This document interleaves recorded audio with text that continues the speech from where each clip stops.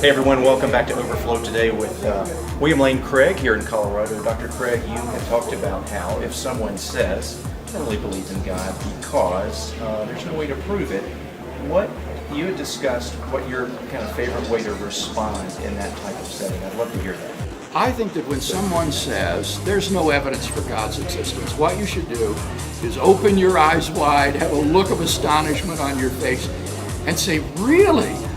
I can think of at least 5 arguments for God's existence. And at that point, he's got to say, yeah, like what? And then you're off and running and you can begin the conversation. What would be one of your favorites, like maybe the fine-tuning argument or That one of the would be others? one, but I also like the cosmological argument. I am very moved by the fact that the universe seems to be finite in the past, that it had a beginning.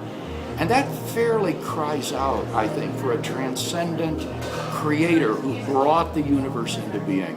And so for philosophical and scientific reasons, I think we've got really good grounds for saying the universe began to exist.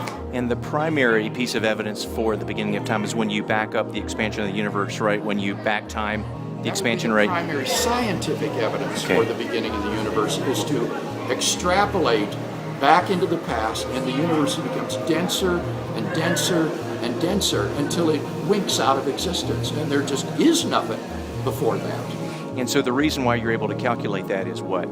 Well, it would be the redshift in the light from distant galaxies.